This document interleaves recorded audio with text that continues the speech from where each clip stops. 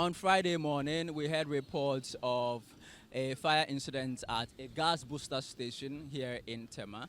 Already, there's been about 4,000 fire incidents across the country, and so the Citi newsroom came over quickly to see for ourselves the extent of the fire. So this is the gas station. It's a gas booster station belonging to a company called Quantum Gas. Now, the fire has been brought under control by the fire service. We're told that they came in swiftly and put out the fire because this is a very important installation. What this booster does is that it takes gas, LPG gas, from the ports and then distributes to other gas terminals in Tema. So any major incident here could have dire consequences for the Tema region. We're told that assessments are now being done to see the extent of damage that's been caused here. If it's major, the implications could be that there could be shortage of LPG around Tema and its environs. Now, on my right is GTP, the Ghana Textiles Company. You can see some vapor coming out of their building.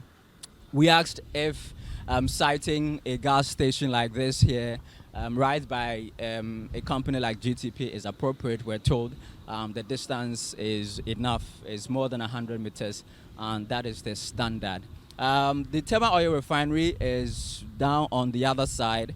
That's quite far from the gas station. Now, we spoke to officers of Quantum Gas. They refuse to speak on camera, but they tell us that they are now doing the extent of damage, assessing the extent of damage. The fire service, who were here to quench the fire, we'll speak to them. We will now go to their offices at the Tema region and have a conversation about what happened here and the implications going forward. I think this morning we had a call.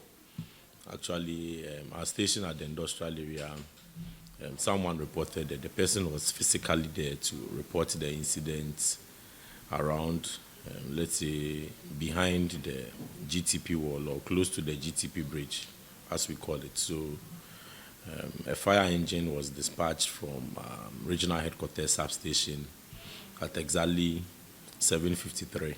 So at 2 minutes past 8, the fire engine arrived at the scene, and Thor fire engine was also there, and together they started controlling the incident whilst they requested for additional support. So I think the incident actually involves a booster station, a LPG booster station, and what happened this morning happened to be an incident that we are still investigating the actual cause, but then preliminary we can tell that there was a high pressure.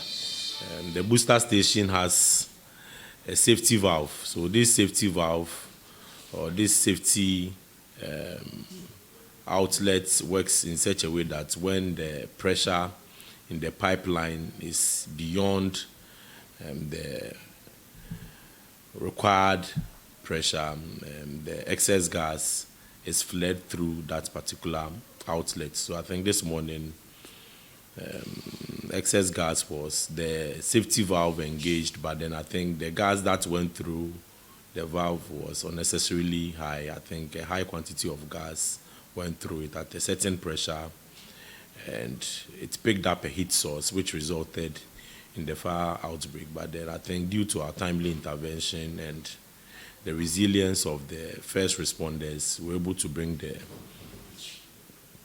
incident under control within 20 minutes. But then even though the fire was controlled within that period, we still had gas flaring, so we had to stand by and ensure the LPG leaking out was at its barest minimum before we could leave the scene. The fire officer also allayed fears that siting a gas station like that around a manufacturing company like GTP could be dangerous. Okay, so GTP is quite a distance, and the smoke that's emitted from GTP, I think by the time it even gets to that part of the area, it would have maybe dissipated.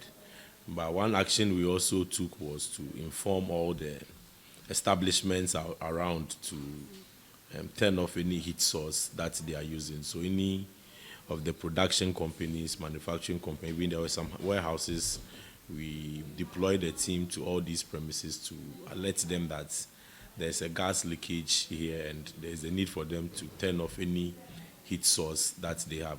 So that's one action that we also took. But for now, we can't establish that it's a result of the smoke from the GTP production.